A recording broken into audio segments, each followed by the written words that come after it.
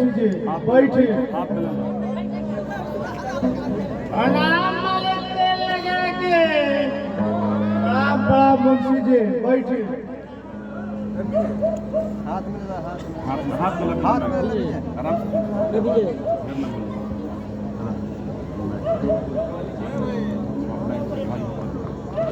मुंशी जी मालिक कबे से देखता नहीं कि खाता वही एने से होने उलाट पलाट करता नहीं का कोनो भी पैसा वैसा बाकी बा का?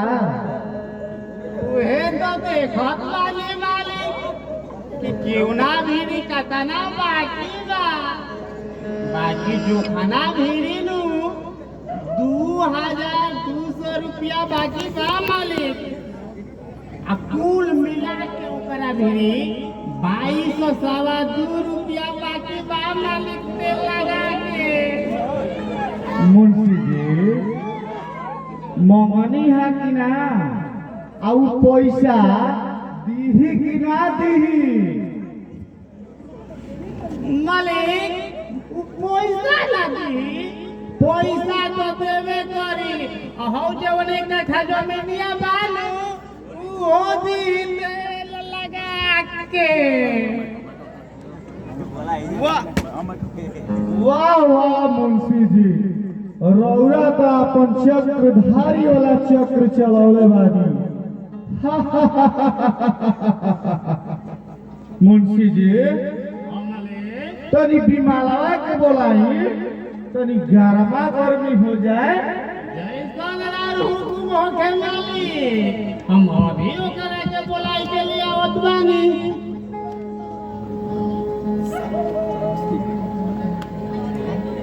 ले लो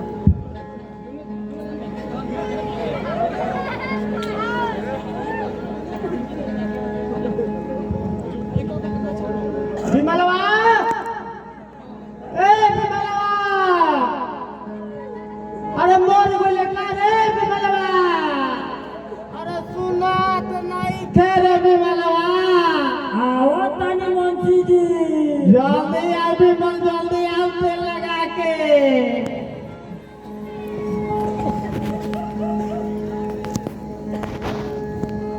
का मुंशी जी काहे के बोलनी है?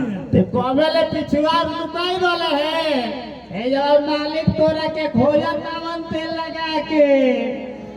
का मालिक का बात? बिमाल होइल पैसा आ तनी देखो तो कनियो दारू शराब मिलता तो तनी जाके 2-4 बोतल लेवो तो जा जल्दी जा।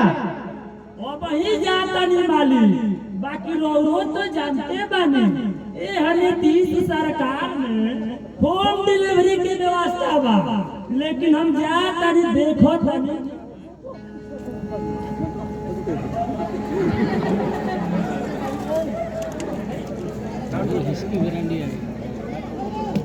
मले ए मेरा मिजाज गिराता हो रही है तेल लगा के। मुंशी जी ए बार का मौसम एकदम रंगीन हो जाए। एक तनी लॉकडाउन में को हाल भेटाई ना तेल लगा के। ना ना ना अब की अली बाव ना जाए ये बार हम बाव ना जाए तो मुंशी जी। ठीक है मेरा रोक लिया है विमला। विमला कतना देरी करी।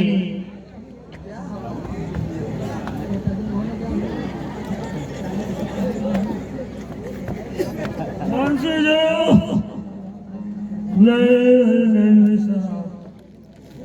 बहुत जल्दी तोरा पेट्रोल वाला तेल लगा के।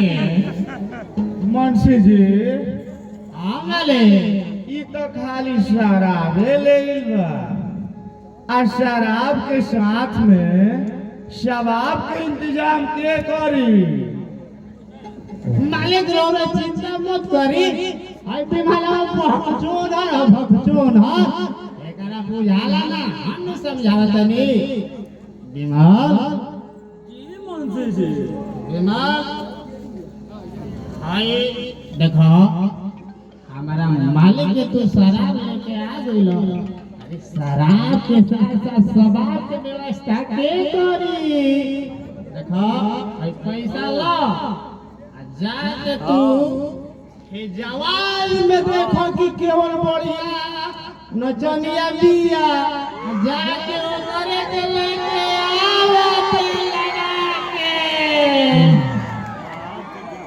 मुंशी जी हम वही जाते हैं लेकिन कान खोल के सुन लेगा हमारे बात चालू है और बोलो जौन बानो ओकरा पटिया में बड़ा सुंदर नचने वाली बिया ओकरा तो हम अभी लिया के आवत है मालिक। ए निमो ते बुलुआ के चक्कर में बावे रे। हम तो कहत तनी दीपक दुलरुआ के पास जो ओकरो फिर बहुत बढ़िया एगो नचनिया मिला तेल लगा के ले ना ओकरे के। ओ तो मालिक घर में लुकवा के रखा विमल विमलो हवलदारों के लिए ले आइए आगे चल के काम दियो सो अभी खियाओ जाई तो बाद में फायदा करी। मालिक चिंता मत करी होता ना भोखरोना ना होती मालावा। देख भाई कैसा लागला देखिए एकदम झकास लेके आई दोनों को देखो करना मजा ही नहीं लगातार इंतजार करी जा। ना उन बहुत जवाब है आज टीचर कटा दे दिया ले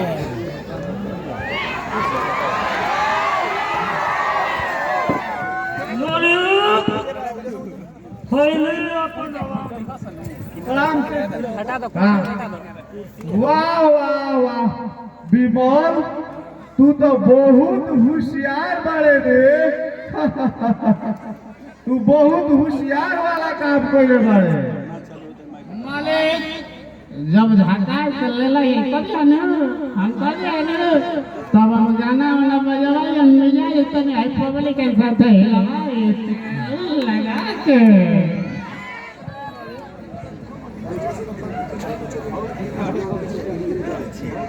हवलदार मेरी पॉइंट बना जल्दी नीचे गिलास बा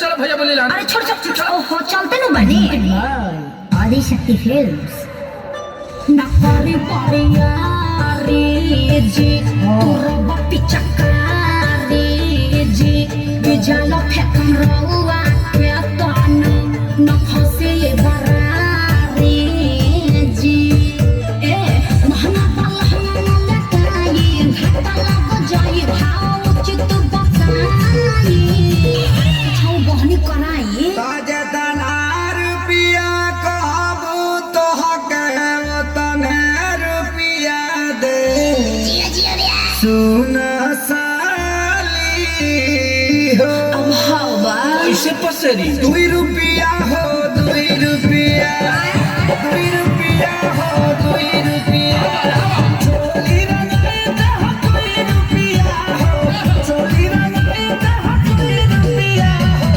साया रंगाई पौने 2 रुपया चोली रंगाई दह 2 रुपया साया रंगाई पौने 2 रुपया आया विवेक जी तनी बेंजू पेरी तो खत्ती चुकारी हियास खोती जन पता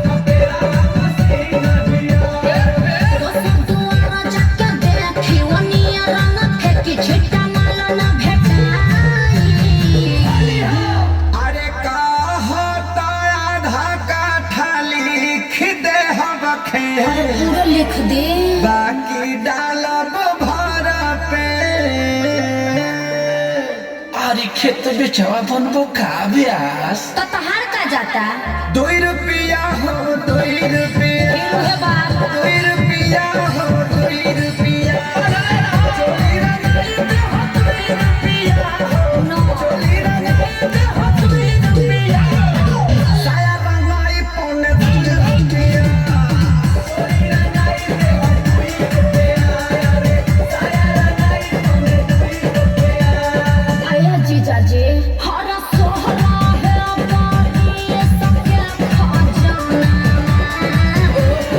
और बहची जहां तूने हम अरे कौन पानी खत्म करे बड़ी तो बढ़िया दे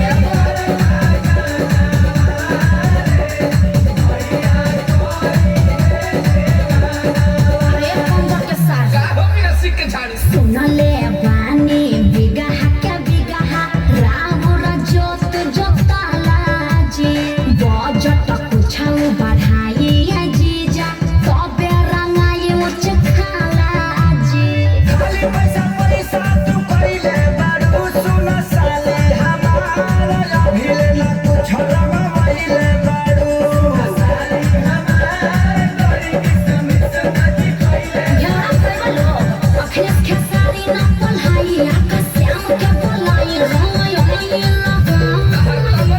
अरे जुगु जुगु जिया साली लाख बारी होली खेले गइलू से आया जीजा जी खूब जियत रही अपने ढारत रही अपने पियत रही तहार के